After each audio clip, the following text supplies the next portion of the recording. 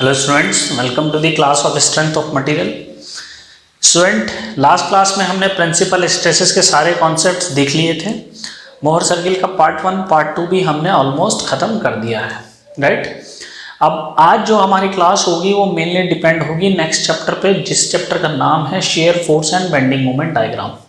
ये चैप्टर बहुत इंपॉर्टेंट है from the competition point of view, और आपको इस चैप्टर को डीपली समझने से पहले कुछ बेसिक चीज़ें हैं वो जानना बहुत ज़रूरी है।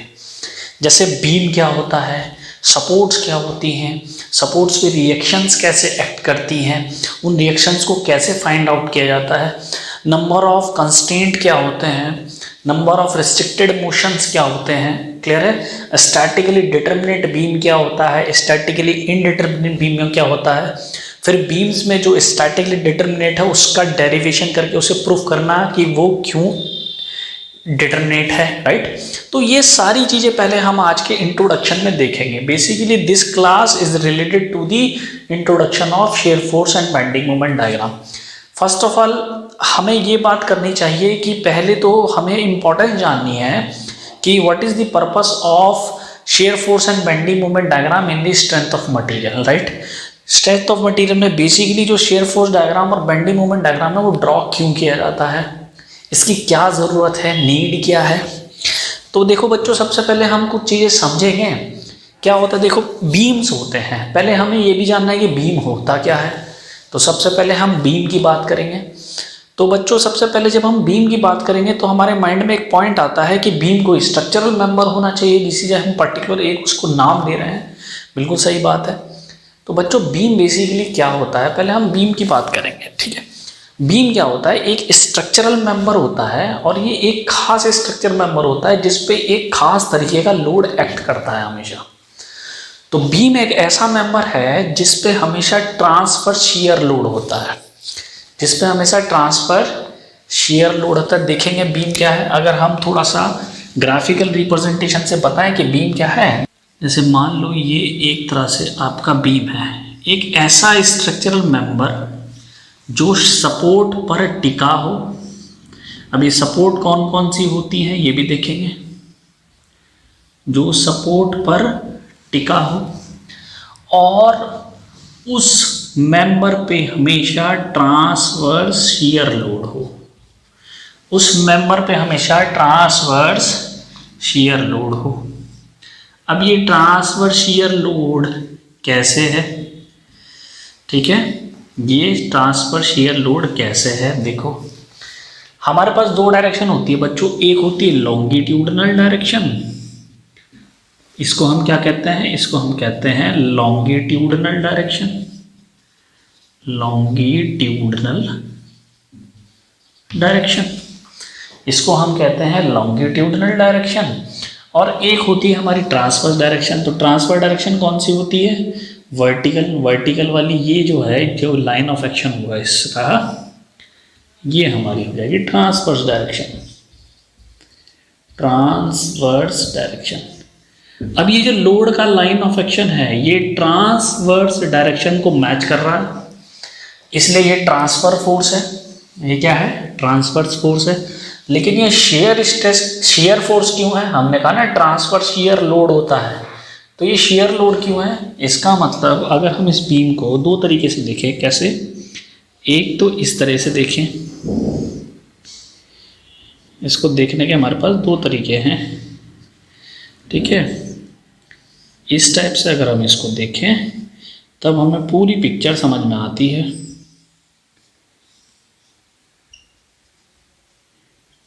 ठीक है।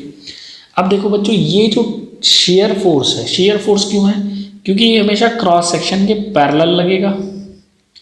ये शेयर फोर्स क्रॉस सेक्शन के पैरेलल लगेगा, इस डायरेक्शन में क्रॉस सेक्शन के पैरेलल है तो शेयर फोर्स है। इसको इक्विलिब्रियम में रहना है तो एक शेयर फोर्स यहाँ भी होगा, ठीक है, स्टैटिक इक्विलिब्रियम में। तो हमने कहा कि बीम एक ऐसा स्ट्रक्चरल मेंबर है जिसपे ट्रांसफर शियर लोड होता है। ये फोर्स कौन सा है, शियर फोर्स, क्योंकि ये क्रॉस सेक्शन के पैरेलल लग रहा है और किस डायरेक्शन में है, ट्रांसवर्स डायरेक्शन, इसलिए बोला ट्रांसवर्स शियर फोर्स, ठीक है। तो बीम की अगर हमें डेफिनेशन लिखनी हो, व्हाट इज बीम, बीम क्या है? Beam is defined as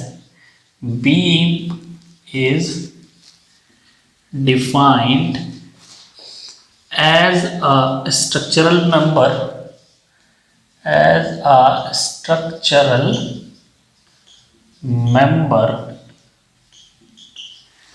which is subjected to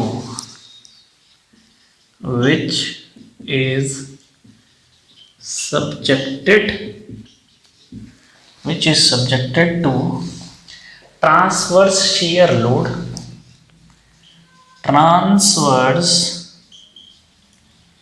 shear load during its functionality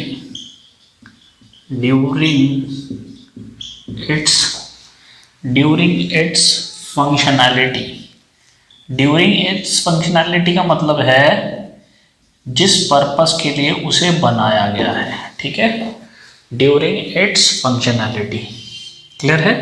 तो बीम क्या है? Beam is defined as a structural member which is subjected to transfer shear load. Important है, transfer shear load during its functionality. अच्छा बच्चों, ये जो transfer shear load होता है ये बीम में दो तरीके के इफेक्ट क्रिएट करता है। जो ट्रांसफर शियर लोड होता है ये जो ट्रांसवर्स शियर लोड होगा, ठीक है, ये दो तरीके के इफेक्ट क्रिएट करता है बीम में। बीम में ये दो तरीके के इफेक्ट क्रिएट करता है। पहला होता है बेंडिंग। पहला क्या होगा? बेंडिंग। क्यों? क्योंकि मोमेंट क्रिएट करेगा, राइट? मोमेंट आएगा, इन सपोर्ट्स के अबाउट मोमेंट आएगा। ऑफसेट फोर्स है तो मोमेंट आएगा ही आएगा लेंथ की वजह से। और दूसरा इफेक्ट है शेयर या शेयरिंग कह सकते हैं। एक बेंडिंग, एक शेयरिंग। ये जो शेयरिंग होती है इसकी वजह से क्या क्रिएट होगी? शेयर स्ट्रेस, जो हम पढ़ चुके हैं, इसकी वजह से क्रिएट होगी शेयर स्ट्रेस, जिसका फॉर्मूला हम देख चुके थे। क्या था? P into a into y bar divide by I of neutral axis into b, देख चुके हैं हम। और इस बेंडिंग की वजह से क्या क्रिएट होगी? Bending stress. इस बेंडिंग की वजह से क्रिएट होगी बेंडिंग स्ट्रेस। बेंडिंग स्ट्रेस का फॉर्मूला हम देख चुके हैं, सिग्मा बी इक्वल टू होता है m/z। ठीक है बच्चों, अब इंपॉर्टेंट पॉइंट क्या है? देखो, बीम जो होता है, बीम की एक खास बात ये भी होती है, इसकी जो लेंथ होती है, बीम की जो लेंथ होती है वो क्रॉस सेक्शन डायमेंशन से बहुत ज़्यादा होती है। ठीक है, तो यहाँ एक नोट पॉइंट होगा। क्या नोट पॉइंट होगा? कि जो बीम की लेंथ होगी, बीम की जो लेंथ होगी, नोट पॉइंट आगे लिखेंगे, बीम की जो लेंथ होती है वो बहुत ज़्यादा होती है in comparison of cross section dimension. तो cross section dimension, shear stress create होती है क्रॉस सेक्शन पे, बेंडिंग स्ट्रेस क्रिएट होती है मूवमेंट की वजह से, क्रॉस सेक्शन पे तो होती है पर मूवमेंट की वजह से क्रिएट होती है। अगर मूवमेंट ज़्यादा होगा तो बेंडिंग स्ट्रेस ज़्यादा होगी। ठीक है, तो यहाँ आप समझने की बात यह है, देखो थोड़ा सा अब हम आगे इसमें डिस्कस करेंगे। क्या? देखो, ये बात समझनी बड़ी ज़रूरी है। ये बात अगर समझ में आ गई तो बीम का डिज़ाइन हम कौन सी स्ट्रेस में करते हैं ये पता लग जाएगा। देखो, यहाँ पर एक नोट पॉइंट हमने क्या लिखना है कि in case of beam, in case of beam, जो लेंथ है बीम की, length of member is far far far greater than cross section dimension. ध्यान रखनी है बच्चों बात, क्रॉस सेक्शन डायमेंशन से बहुत ज़्यादा होती है। तो अब बात समझने की क्या है, देखो मान लो हमारी शेयर स्ट्रेस क्या है? शेयर स्ट्रेस है हमारी P into a into y bar divide by I of neutral axis into b. अब बच्चों बात समझने की यह है कि जो शेयर स्ट्रेस है इसमें जो भी डायमेंशन है, इसमें लेंथ तो आ नहीं रही, जो भी आ रहा है क्रॉस सेक्शन एरिया डायमेंशन आ रही है। तो क्रॉस सेक्शन डायमेंशन जितनी कम होगी, क्रॉस सेक्शन डायमेंशन जितनी कम होगी तो उसका इफेक्ट भी उतना ही कम रहेगा, क्योंकि एरिया भी है ऊपर, ये वाई भी है और नीचे न्यूट्रल एक्सिस की मोमेंट ऑफ इनर्शिया भी है। तो कहने का मतलब है कि जो शेयर स्ट्रेस है ये टोटली बेस्ड अपॉन किस पे है, totally based upon the cross section dimension. समझ में आ रही बात? अच्छा, ये तो हो गई शेयर की। अगर हम बेंडिंग की बात करें, किसकी? अगर हम बात करें बेंडिंग की, तो बेंडिंग स्ट्रेस जो है वो हमारा क्या है? बेंडिंग स्ट्रेस है M/Z। तो यहाँ जब क्रॉस सेक्शन डायमेंशन हमारी बड़ी कम है, ठीक है, ध्यान से समझेंगे बच्चों, क्रॉस सेक्शन डायमेंशन यहाँ बड़ी, जब क्रॉस सेक्शन डायमेंशन हमारी बड़ी कम है, ये वैल्यू जितनी कम होगी स्ट्रेस उतनी ज़्यादा होगी, बिल्कुल होगी, और मोमेंट भी बहुत ज़्यादा आएगा यहाँ पे। क्यों? क्योंकि लेंथ बहुत ज़्यादा है तो मोमेंट भी बहुत ज़्यादा आएगा। इसका मतलब बीम के केस में ये जो शेयर है इसकी वैल्यू बेंडिंग स्ट्रेस के कंपैरिजन में बहुत कम रहने वाली है। तो फॉर बीम, यहाँ एक बात लिख सकते हैं, फॉर बीम क्या, कि जो बेंडिंग स्ट्रेस होगी वो बहुत होगी ज़्यादा किससे? शेयर स्ट्रेस से। ठीक है, किससे? शेयर स्ट्रेस से। तो यहाँ हमें पता लगा क्या कि बच्चों बेंडिंग जो बीम होता है उसका जो डिज़ाइन होगा वो बेंडिंग स्ट्रेस में करते हैं, उसका जो डिज़ाइन होगा वो बेंडिंग स्ट्रेस में करते हैं। जो स्ट्रेस ज़्यादा होती है उसी में डिज़ाइन किया जाता है, जो स्ट्रेस ज़्यादा होती है उसी में डिज़ाइन किया जाता है। इसका मतलब ये बिल्कुल नहीं है कि शेयर स्ट्रेस को बिल्कुल नेगलेक्ट कर देते हैं, ऐसा नहीं होता है। जो शेयर का इफेक्ट है उसको कम करने के लिए भी हम क्लिप लगाते हैं बीम में। बीम में क्लिप लगती है, यहाँ पर 1 2 3 4 ऐसे करके क्लिप्स लगती हैं। तो यहाँ पर हमें नोट पॉइंट में जो पहला पॉइंट था वो तो हमने बता दिया कि लेंथ बहुत ज़्यादा होगी। तो यहाँ पर क्या कंक्लूजन निकला? कंक्लूजन निकला कि design of beam is always considered in the, लिखेंगे design of beam is always considered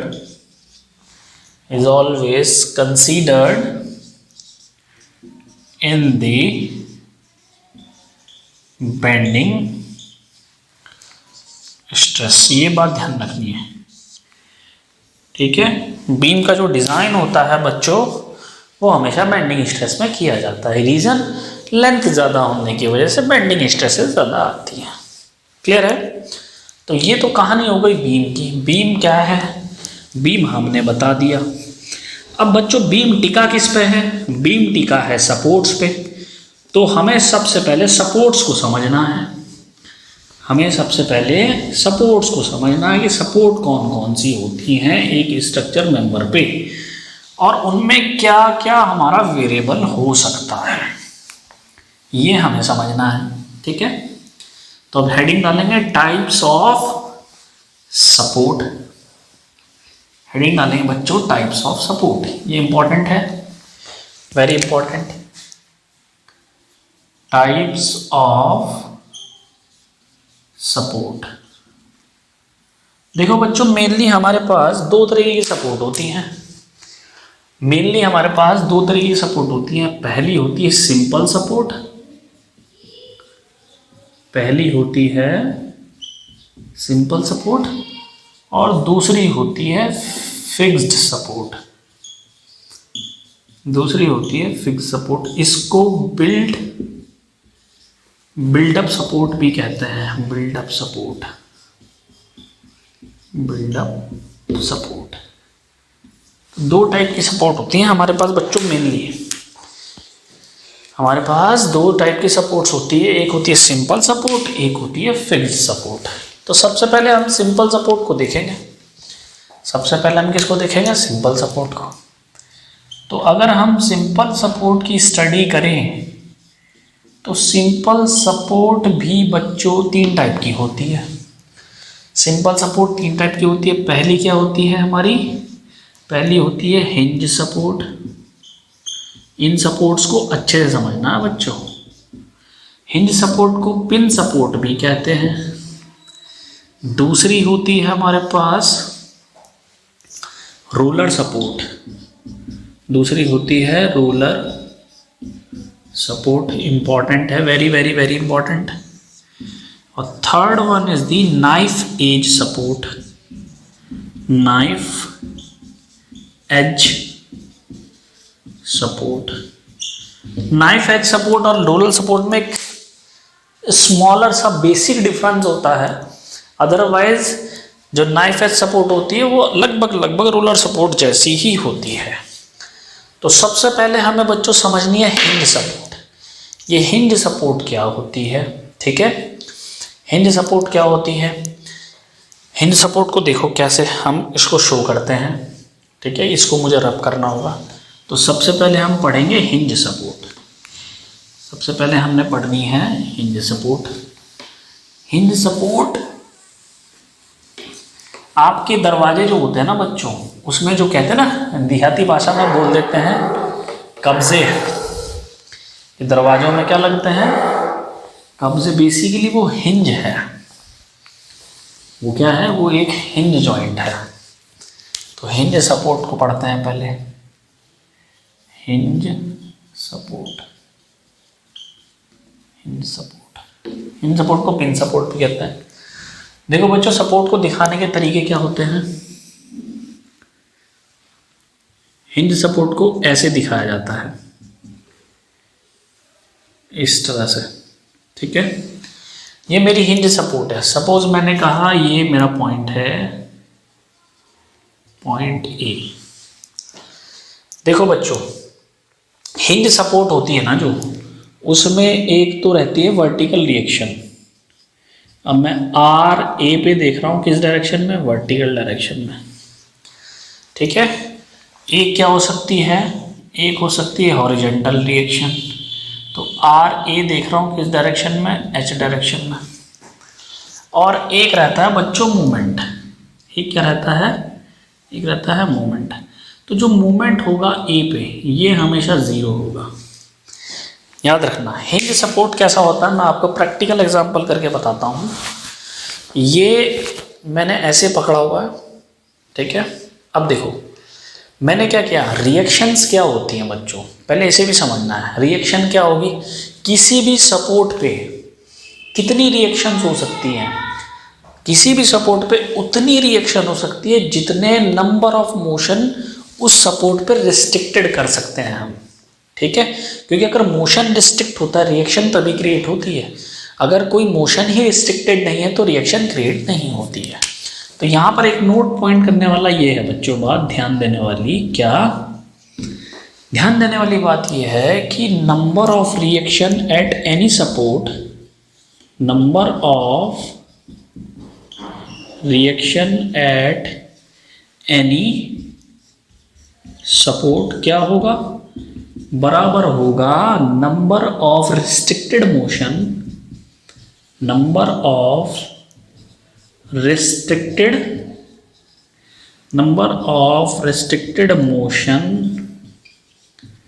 at that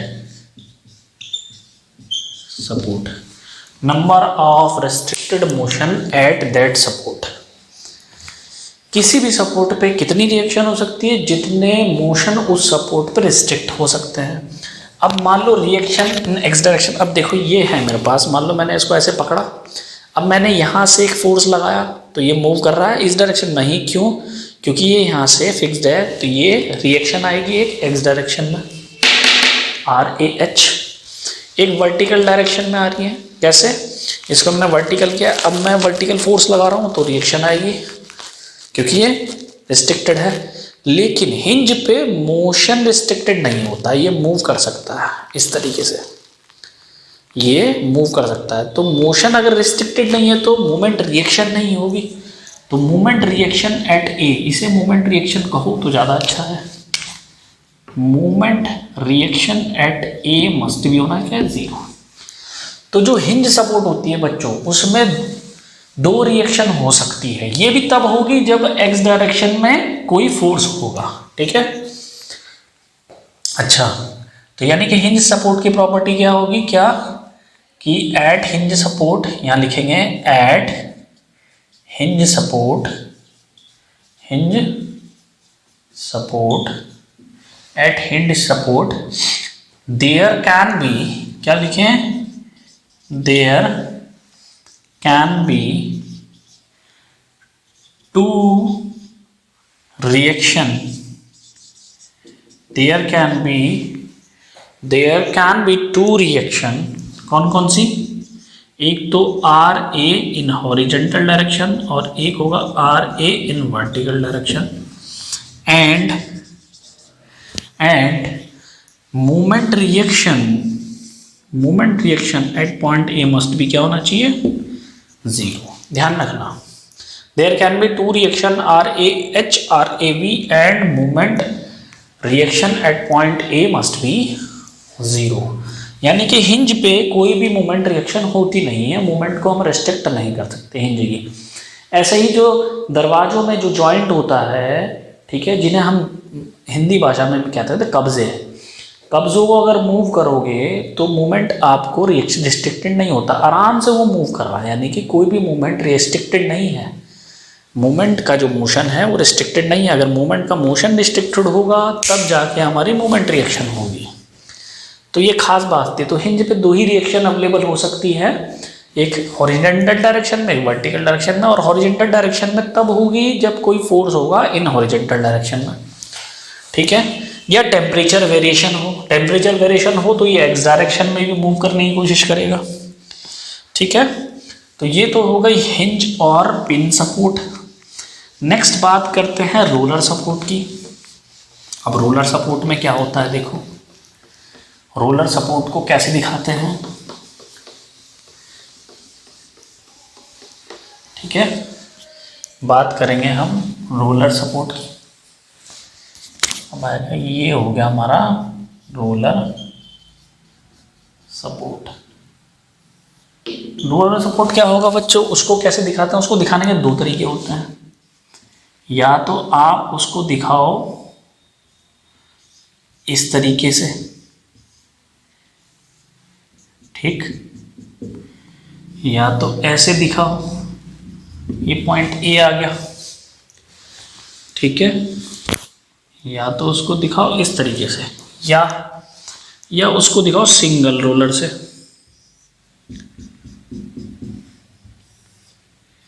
या दिखाओ इस तरीके से। ये दोनों एक ही बात है, ठीक है। मैं ऊपर वाली फिगर लेके चलूंगा। यहां पर क्या होगा, देखो एक रिएक्शन आएगी R A in vertical direction. Roller support पे हमेशा ध्यान रखना बच्चों, कोई भी एक्सियल मूवमेंट नहीं होता है। रोलर लगे हुए ना, मूव कर जाएंगे तो मोशन रिस्ट्रिक्ट नहीं होगा, ठीक है। तो कोई भी एक्सियल मूवमेंट नहीं होता है रोलर सपोर्ट पे। एक्सियल मूवमेंट होना चाहिए 0, होता ही होता है, रोक नहीं सकते आप इसे, ठीक है। तो जब कोई एक्सियल मूवमेंट नहीं होगा तो जो रिएक्शन होती है बच्चों आर ए हॉरिजेंटल डायरेक्शन की, ये हमेशा रहती है इस पे 0। और बच्चों ध्यान रखना, इस पे कोई मूवमेंट भी नहीं होता है, यानी कि मूवमेंट रिएक्शन नहीं होती है, क्योंकि ये फिर मूव कर जाते हैं। रोलर है वो मूव कर जाएगा, उसको रोटेट कराओगे तो वो रोटेट कर जाएगा, तो कोई रिएक्शन जनरेट नहीं होगी। तो रोलर सपोर्ट पे सिर्फ एक रिएक्शन पॉसिबल है, वो भी वर्टिकल डायरेक्शन में, बस, ठीक है। तो लिखेंगे एट रोलर सपोर्ट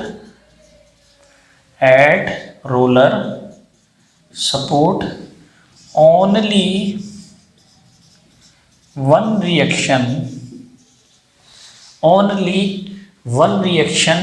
एग्जिस्ट,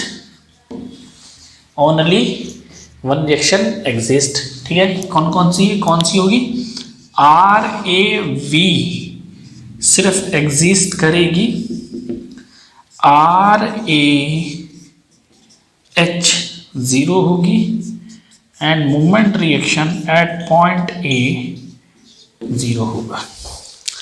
तो ये होगा हमारे रोलर सपोर्ट।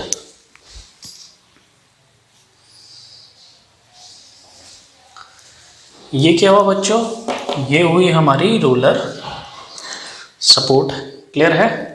अच्छा, एक बात और ध्यान रखनी है, रोलर सपोर्ट में जो ये रिएक्शन है ना बच्चों, ये अपवर्ड भी हो सकती है, डाउनवर्ड भी हो सकती है।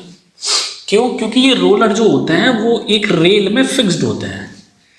ठीक है, रोलर जो है एक रेल में फिक्स्ड है, ये अपवर्ड भी हो सकती है और डाउनवर्ड भी हो सकती है। कहने का मतलब क्या है कि रिएक्शन जो पॉसिबल होगी वो ऐसे भी हो सकती है, ये भी सही है, और जो रिएक्शन हो सकती है वो ऐसे भी हो सकती है।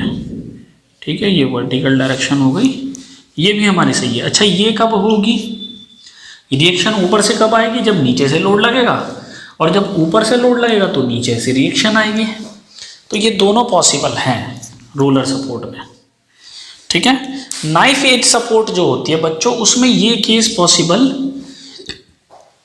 नहीं होता है। ठीक है, उसमें ये वाला केस पॉसिबल नहीं होता, देखेंगे हम। नाइफ एज सपोर्ट में ये वाला केस पॉसिबल नहीं होता, नीचे से उसमें सपोर्ट नहीं लग सकता, वो नीचे से लोड नहीं लग सकता उसमें, क्योंकि वो सिर्फ रखी रहती है एक पिन पॉइंट पे, वो रखी रहती है एक पिन पॉइंट में। मैं आपको समझाता हूँ अभी। ठीक है, नेक्स्ट आता है आपका नाइफ एज सपोर्ट। नेक्स्ट क्या आता है? Knife edge support. बात करते हैं नाइफ एज सपोर्ट की। Knife edge support. Knife edge support कैसी होती है बच्चों? देखने में लगती है हिंज की तरह, पर हिंज नहीं होती है। देखने में लगती है हिंज की तरह, हिंज नहीं होती है। ये सिर्फ जस्ट इस पर रखा रहता है, ये यहां से फिक्स नहीं होती बच्चों, ध्यान रखना। हिंज में क्या होता है? हिंज में ये फिक्स रहती है, इसको ऐसे दिखा देते हैं। लेकिन नाइफ एज में ये ऐसे नहीं होती, ये क्या होता है, ये इस तरह से होती है नाइफ, और ये ऐसे रखा रहता है बस। तो अब बात समझने की ये है कि अगर ऊपर से लोड लगेगा तो नीचे से रिएक्शन तो आएगी, RAV होगी, बिल्कुल होगी। ठीक है, क्लियर है? RAV होगी, बिल्कुल होगी। एक्स डायरेक्शन में कोई रिएक्शन आने का कोई चांस होगा इसमें? जब ये यहां से फिक्स ही नहीं है तो कोई रिएक्शन आ ही नहीं सकती यहां से, तो एक्स डायरेक्शन में कोई रिएक्शन नहीं होगा, और ये मूव भी कर जाएगा, इसलिए कोई मूवमेंट ऑफ रिएक्शन इस पे होगी नहीं। तो knife edge follower, knife edge support में और रोलर सपोर्ट में डिफरेंस क्या हुआ? डिफरेंस ये हुआ कि इसमें डाउनवर्ड डायरेक्शन में रिएक्शन नहीं हो सकती, रोलर में होती है। तो एट नाइफ एज सपोर्ट,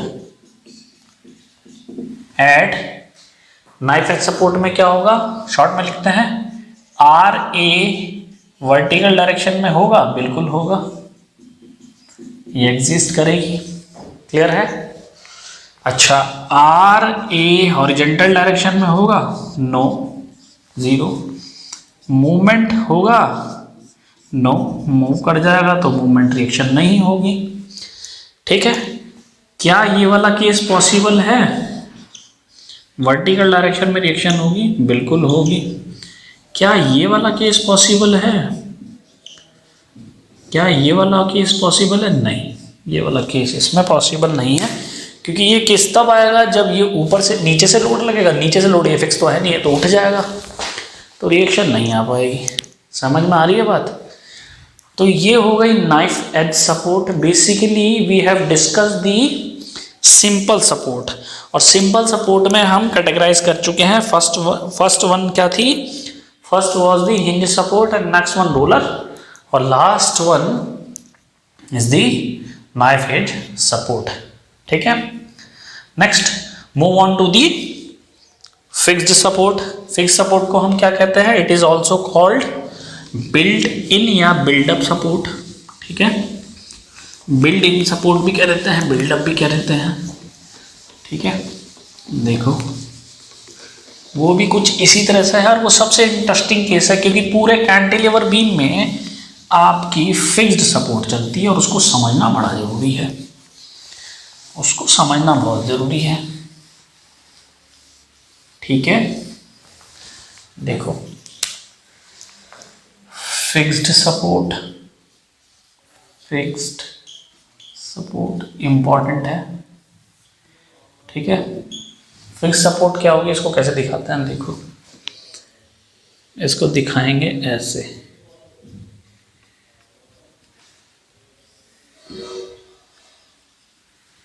ठीक है, इसको दिखाएंगे इस तरीके से। ये फिक्स्ड सपोर्ट है मेरी, इस सपोर्ट पे सब कुछ होता है क्योंकि ये फिक्स है तो हर जगह का मोशन को रिस्ट्रिक्ट कर सकता है। तो आर ए वी होगा, बिल्कुल होगा अगर मेरा पॉइंट ये ए है।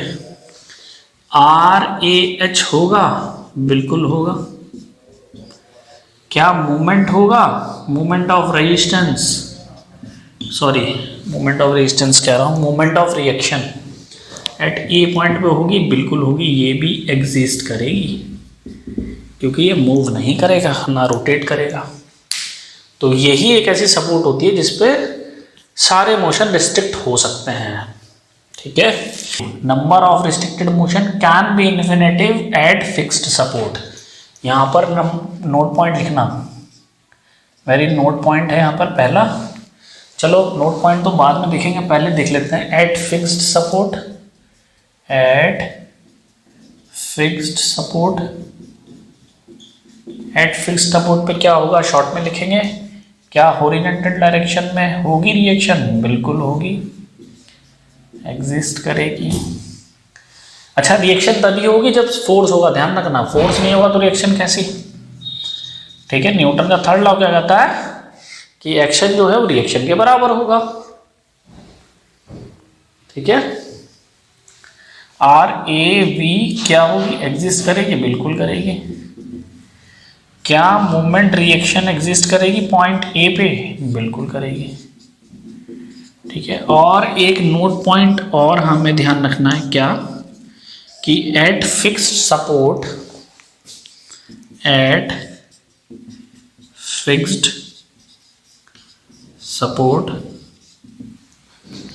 number of restricted motion can be infinitive. Number of restricted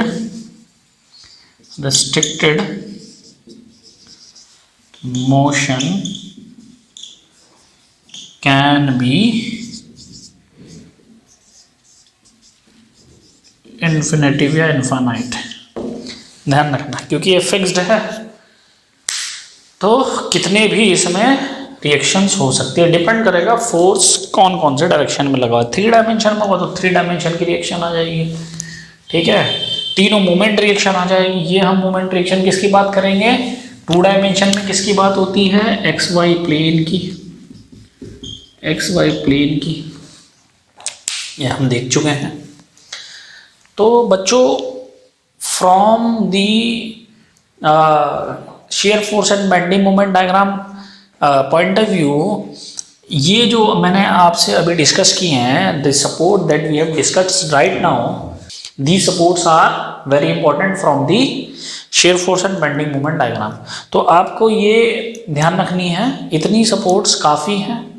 ठीक है, ज़्यादा स्टडी करने की ज़रूरत नहीं है, और भी सपोर्ट्स होती हैं पर इतनी सपोर्ट्स काफ़ी हैं इस पूरे कोर्स को समझने के लिए। ठीक है, नाइफ एज सपोर्ट जो है वो मैंने आपको एक्स्ट्रा ही बता दी है। ठीक है, अच्छा, फ्लेक्सिबल सपोर्ट भी होती है, वो आपकी थर्मल स्ट्रेसेस में मैं पढ़ा चुका हूँ। फ्लेक्सिबल सपोर्ट्स क्या होती हैं, ठीक है। तो शेयर फोर्स और बेंडिंग मोमेंट डायग्राम में तो यही सपोर्ट्स हमारे लिए मोर देन इनफ है। अब हम बात करेंगे कि जो बीम है ये 2 तरीके के होते हैं, एक स्टैटिकली डिटरमिनेट, एक स्टैटिकली इनडिटरमिनेट। स्टैटिकली डिटरमिनेट की कंडीशन क्या है और कौन कौन से बीम होते हैं और बीम को प्रूफ करते हैं, why they are statically determinate और इनडिटरमिनेट बात करते हैं। देखो बीम जो होता है ना बच्चों, बीम बीम होता है दो तरीके का, एक होता है स्टैटिकली डिटरमिनेट, ये होता है स्टैटिकली डिटरमिनेट, ठीक। एक होता है स्टैटिकली इनडिटरमिनेट, स्टैटिकली इनडिटरमिनेट। अब ये स्टैटिकली डिटरमिनेट और स्टैटिकली इनडिटरमिनेट होता क्या है? स्टैटिकली डिटरमिनेट की क्या कंडीशन होगी, बताया है मैंने, क्या कि व्हेन नंबर ऑफ अननोन्स क्या होने चाहिए, less than equal to number of useful equation, number of useful equation, तब हम कहेंगे स्टैटिकली डिटरमिनेट है। ये क्या होगा, नंबर ऑफ अननोन्स क्या होगा, ग्रेटर देन होगा number of useful equation, number of useful equation, right. अच्छा, अब यूजफुल इक्वेशन क्या है इन 3 डायमेंशंस? यूजफुल इक्वेशन क्या है हमारे पास? यूजफुल इक्वेशन कौन सी होती है? यूजफुल इक्वेशन होती है statistical equilibrium equation. Useful equation क्या होती हैं? Static equilibrium equation. क्लियर है? 3 डायमेंशन में क्या होती हैं? 3 डायमेंशन में हमारे पास होती है एक तो algebraic summation of f x is equal to 0, algebraic summation of f y is equal to 0, algebraic summation of f z is equal to 0 और algebraic summation of m z is equal to, z का मतलब कौन से plane में? X y plane में। Algebraic summation of m x is equal to 0, y z plane. Algebraic summation of m y is equal to 0, x z plane. ये हो गई हमारी 3 डायमेंशंस में यूजफुल इक्वेशंस, ठीक। 2 डायमेंशंस में क्या होती है? 2 डायमेंशन में क्या होगा, जहाँ z है वो हटा दो, 2 डायमेंशंस में हो जाएगी algebraic summation of f x is equal to 0, algebraic summation of f y is equal to 0 और algebraic summation of m z is equal to 0।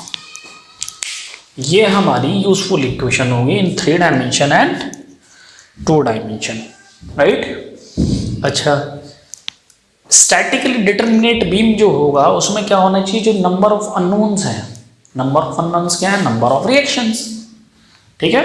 तो नंबर ऑफ अननोन्स होते हैं वो क्या होने चाहिए, नंबर ऑफ यूजफुल इक्वेशन से या तो कम होने चाहिए, बराबर होने चाहिए, तब हम कह सकते हैं वी कैन से दैट क्या कि जो बीम होगा वो क्या होगा, static determinate beam, right, statically determinate beam.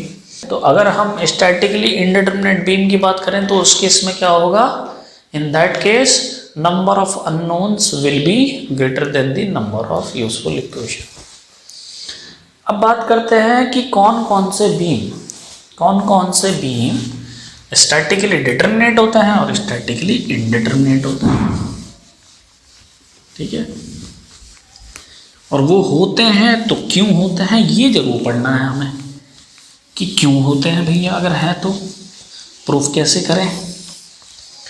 देखो, स्टैटिकली डिटरमिनेट बीम होते हैं बच्चों 3 टाइप के होते हैं मेनली। पहला होता है कैंटिलीवर बीम, ठीक है, कैंटिलीवर बीम। दूसरा होता है simply supported beam, simply support beam,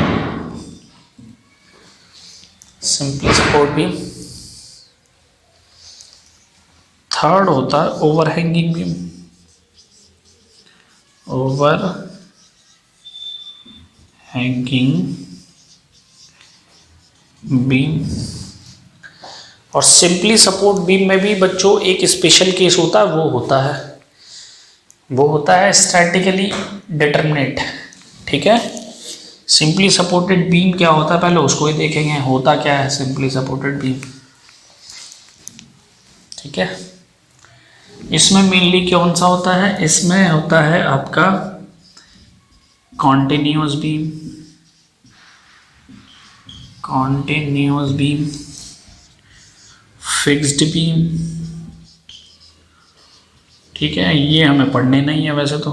third है प्रोब्ड कैंटिलीवर बीम, ये पढ़ाऊंगा थोड़ा सा अभी, तो जो ज़रूरी है उसको देखेंगे। प्रोब्ड कैंटिलीवर बीम जो कंपटीशन में आते हैं हमारे, ठीक है, ये बेसिकली सिविल में पूछे जाते हैं। कॉन्टिन्यूस और फिक्स्ड बीम मैकेनिकल में नहीं पूछे जाते, कभी नहीं पूछा जाएगा जीवन में।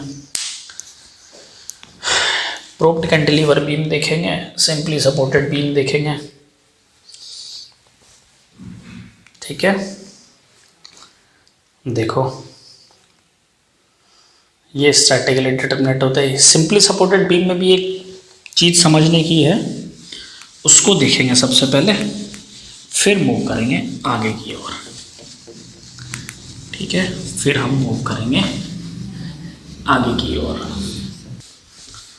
सिंपली सपोर्टेड बीम क्या होता है पहले उसको स्टडी करेंगे।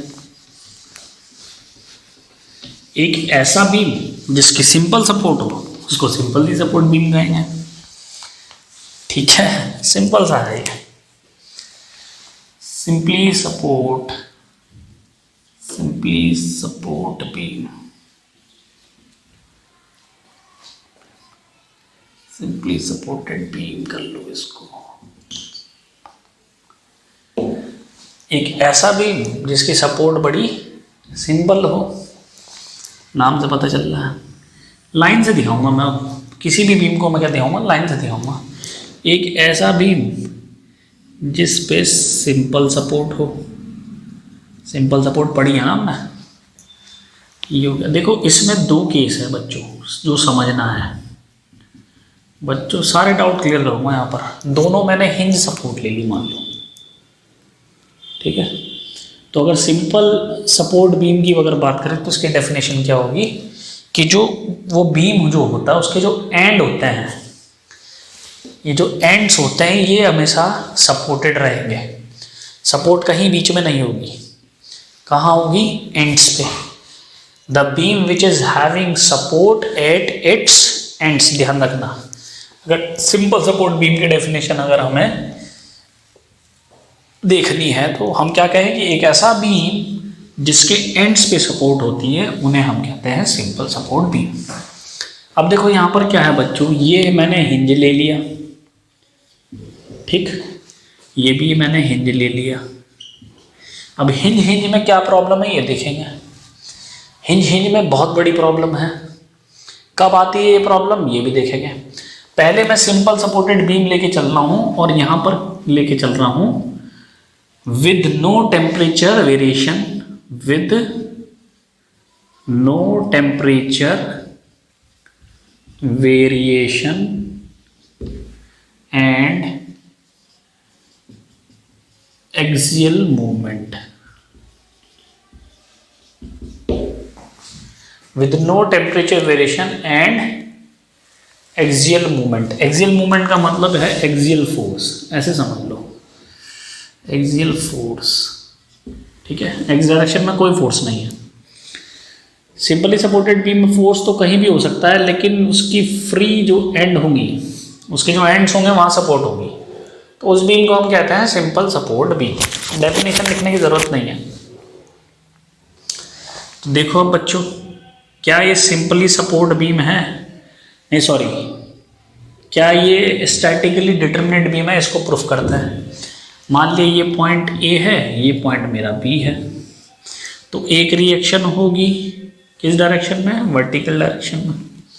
किस पॉइंट पे, ए पॉइंट पे, आर ए बी। एक यहाँ होगी आर बी बी। समझ में आ रही है बात बच्चों? ये बात मुझे समझ में आ गई।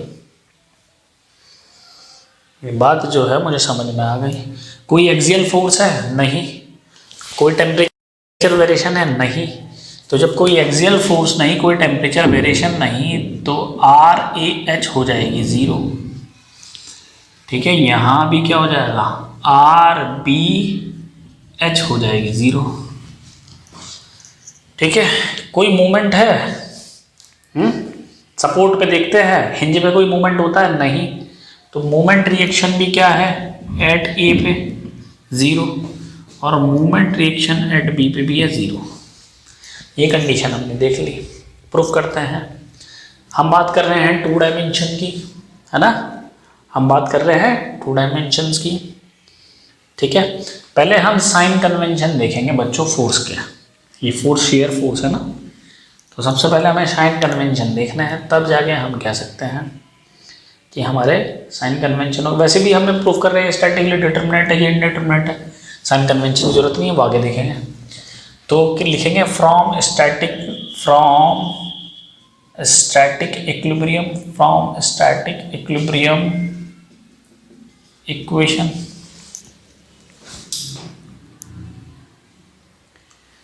क्या? From static equilibrium equation. देखो हमारे पास कितनी होती हैं?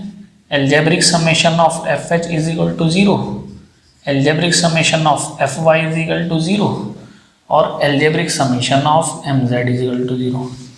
अब बच्चों बात समझने की क्या है, देखो ध्यान से समझना। हमें क्या करना है, हमें बहुत ध्यान से समझना है। क्या? कि जब हमारा x डायरेक्शन में कोई फोर्स नहीं है तो क्या हम इस इक्वेशन को यूज कर सकते हैं? नहीं। तो ये तो यूजफुल नहीं है। क्या y डायरेक्शन में कोई फोर्स है? बिल्कुल है, y डायरेक्शन में फोर्स है। तो एक यूजफुल इक्वेशन ये हो गई, एक यूजफुल इक्वेशन ये हो गई। क्या ये यूजफुल इक्वेशन है? यस। क्यों? क्योंकि हम a के अबाउट मोमेंट लेंगे तो p का मोमेंट भी आएगा जो इसकी लेंथ पे लगेगा L/2। ये स्टैटिक इक्विलिब्रियम की इक्वेशन है। ये नहीं बताता किसी पॉइंट पे मोमेंट, ये बताता है algebraic summation of moment, total moment. ठीक है, ये बताता है टोटल मोमेंट। ये L हो गई तो ये L/2 होगी। तो एक मोमेंट P का मिलेगा A के अबाउट, एक मोमेंट RBV का मिलेगा A के अबाउट। तो ये भी हमारी यूजफुल इक्वेशन हो गई। तो यहाँ पर 2 हमारी यूजफुल इक्वेशन हुई, 2 अननोन हुए। 2 अननोन कौन से हुए? RAV, RBV। तो यहाँ पर क्या है, यहाँ पर हमने दिखा कि जो नंबर ऑफ अननोन है, नंबर ऑफ अननोन कौन कौन से हैं? RAV और RBV, ये हैं हमारे 2 अननोन। ये क्या है? ये बराबर हैं किसके? Number of useful equation, number of useful equation. और नंबर ऑफ यूजफुल इक्वेशन कौन सी है? Algebraic summation of FY is equal to 0, algebraic summation of MZ is equal to 0। Clear हो गया पॉइंट बच्चों? ये पॉइंट क्लियर है? बात को ध्यान से समझना। तो मैं इसे कह सकता हूं ये स्टैटिकली डिटरमिनेट बीम है? बिल्कुल है। तो ये कंडीशन क्या है? ये बता रही है कि जो सिंपली सपोर्टेड बीम है, सिंपली सपोर्टेड बीम जो है वो एक स्टैटिकली डिटरमिनेट बीम होगा। किस केस में? जब वेरिएशन नहीं होगा टेम्परेचर में, कोई एक्सियल फोर्स नहीं होगा। ठीक है, क्लियर है? उस केस में, और जब दोनों सपोर्ट हिंज होगी। अब मैं थोड़ा सा इसको चेंज कर देता हूं। मैंने कहा कि ये फोर्स ऐसे ना लग के बच्चों, अब दोनों सपोर्ट हिंज ही है, मैंने कहा ऐसे ना लग के ये फोर्स ऐसे लगा हुआ है थीटा एंगल पे। अब बताओ इस केस में भी ये क्या स्टैटिकली डिटरमिनेट होगा? देखते हैं। देखो ध्यान से समझेंगे बच्चों। अब मैंने प्रॉब्लम चेंज कर दी। मैंने क्या किया? प्रॉब्लम चेंज कर दी।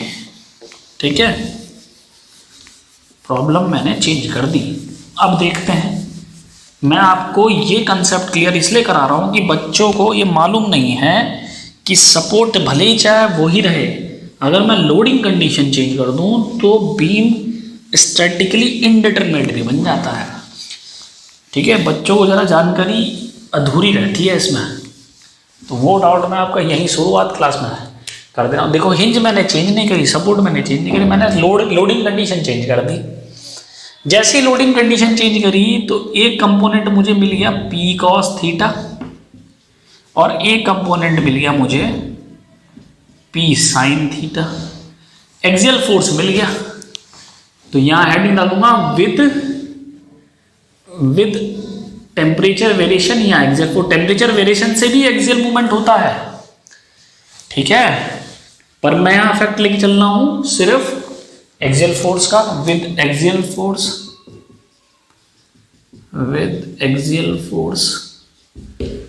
अब विद एक्सियल फोर्स मैंने लिया तो मुझे एक रिएक्शन मिलेगी, बिल्कुल मिलेगी, ध्यान से समझेंगे बच्चों। चूंकि यहां पर मूवमेंट आ चुका है, मूवमेंट कह रहा हूं, चूंकि यहां पर क्या है, एक्स डायरेक्शन में फोर्स आ गया है तो ये जीरो नहीं होगा। अब आर बी एच डायरेक्शन में एग्जिस्ट करेगा, बिल्कुल करेगा, ठीक है। अब ये फोर्स ऐसे लगा हुआ है तो रिएक्शन ऐसे होगी, तो ये भी ऐसे ही होगा, आर ए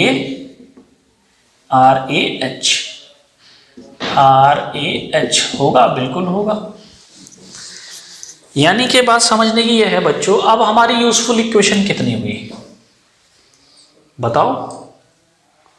अब जो है हमारी यूजफुल इक्वेशन कितनी हो जाएगी, देखो अब हम देखेंगे हमारी number of useful equation. Useful equation कितनी हुई इस केस में? यूजफुल इक्वेशन एक हो गई algebraic summation of f x is equal to 0, algebraic summation of f y is equal to 0, algebraic summation of m z is equal to 0। तीनों हमारी useful equation होंगी। नंबर ऑफ अननोन कितने हैं इस case में? नंबर ऑफ अननोन्स कितने हैं बताओ? नंबर ऑफ अननोन है 4। कौन कौन से? R A V comma R B V comma R A H comma R B H. तो यहां पर क्या हुआ बच्चों कि number of unknowns number of useful equation से ज्यादा हो गए, तो ये इस केस में इनडिटरमिनेट हो जाता है। इस केस में ये इनडिटरमिनेट हो जाता है। क्यों? क्योंकि यहां पर नंबर ऑफ अननोन ज्यादा हो गए नंबर ऑफ यूजफुल इक्वेशन। समझ में आ गई बात? तो इस केस में ये क्या हुआ? Statically indeterminate. अब बच्चे सोचते हैं ये तो स्टैटिकली डिटरमिनेट होता है। नो, सिंपली सपोर्टेड बीम जो है स्टैटिकली इनडिटरमिनेट, ये इनडिटरमिनेट भी होता है किस केस में? इस केस में जब दो हिंज सपोर्ट और एक्स डायरेक्शन में फोर्स भी हो। लेकिन हमें ये बनाना है डिटरमिनेट। हमें ये पता है, किताबें भी यही कहती है, बड़े बड़े जो टीचर्स हैं वो भी यही कहते हैं, simply supported beam is always statically determinate beam. तो अब हमें ये बनाना है सिंपली सपोर्टेड बीम को डिटरमिनेट। तो बच्चों हम क्या करते हैं यहाँ पे, ध्यान से समझना। अब हिंज सपोर्ट को हटा देते हैं एक। जब भी ऐसा केस होता है हम क्या करते हैं, हिंज सपोर्ट को हटा के एक रोलर सपोर्ट लेके आ जाते हैं यहाँ पे। कायदे से देखा जाए तो सिंपली सपोर्टेड बीम वो बीम होता है जिसके एक एंड पे हिंज सपोर्ट और एक एंड पे रोलर सपोर्ट होती है, क्योंकि उसी केस में ये हमेशा स्टैटिकली डिटरमिनेट रहेगा। कायदे से तो ये होता है। अब इस केस में क्या होगा, जैसे ही मैं रोलर लेके आया ये 0 हो गया मेरा। क्यों? क्योंकि रोलर सपोर्ट पे एक्सियल मूवमेंट होता नहीं, तो यहां आर बी जो था एच वो 0 हो गया। यहां नहीं होगा, यहां नहीं होगा, यहां हो गया। जब यहां हो गया तो ये कम हो गया। नंबर ऑफ अननोन कितने आए यहाँ पे? 3। नंबर ऑफ यूजफुल लोकेशन कितनी है? 3। तो ये क्या हुआ, ये बराबर हो गया इस केस में, और इस केस में ये स्टैटिकली डिटरमिनेट बीम बन जाता है। इस केस में स्टैटिकली डिटरमिनेट बीम बन जाता है। ध्यान रखना बच्चों, simply supported beam is always statically determinate beam. ठीक है, कब? जब उसकी एक सपोर्ट क्या होगी, रोलर सपोर्ट, और एक सपोर्ट होगी hinge support. Simply supported beam, मैं दोबारा कह रहा हूँ, वही बीम होता है जिसकी एक हिंज सपोर्ट होती है और एक रोलर सपोर्ट होती है, क्योंकि इसी केस में ये स्टैटिकली डिटरमिनेट बीम होता है। ठीक है बच्चों, तो आज ये इंट्रोडक्शन था जिसमें हमने बीम देखा, बीम बेसिकली क्या है, और हमने ये भी देखा कि सपोर्ट्स क्या होते हैं, डिफरेंट सपोर्ट्स, फिर स्टैटिकली डिटरमिनेट बीम क्या होता है, स्टैटिकली इनडिटरमिनेट बीम क्या होता है। नेक्स्ट हम देखेंगे कैंटिलीवर बीम जो होता है वो स्टैटिकली डिटरमिनेट है कि स्टैटिकली इनडिटरमिनेट बीम है। फिर उसके बाद एक प्रोब्ड कैंटिलीवर बीम का केस है, वो आपको डिस्कस करना है। तो बच्चों आज ये एसएफडी बीएमडी की पहली क्लास है, इसमें क्लासेस थोड़ी सी लंबी चलेगी क्योंकि चैप्टर जो थोड़ा सा है लेंदी है, थोड़ा सा डिफिकल्ट भी होता है, इसमें कैलकुलेशन बहुत करनी होती है, बट एक बार आपको कॉन्सेप्ट पता लग जाएगा तो मुझे नहीं लगता कि ज़्यादा इसमें कुछ करने की ज़रूरत होती है। ये सबसे आसान चैप्टर लगता है मुझे स्ट्रेंथ ऑफ मटेरियल का। ठीक है, आपको भी इजी लगेगा, आप बस मेरे साथ चलते रहिए स्टेप बाय स्टेप। ठीक है, तो बच्चों आई होप आज की क्लास आपको समझ में आई हो शेयर फोर्स और बेंडिंग मोमेंट डायग्राम की। नेक्स्ट क्लास में हम ये भी देखेंगे शेयर फोर्स और बेंडिंग मोमेंट को हम क्यों बना रहे हैं, उसका रीज़न जानेंगे, फिर आगे चल के और इसमें मज़ा आने वाला है। तो आई होप आपको ये सब चीज़ें क्लियर हुई। Thank you very much.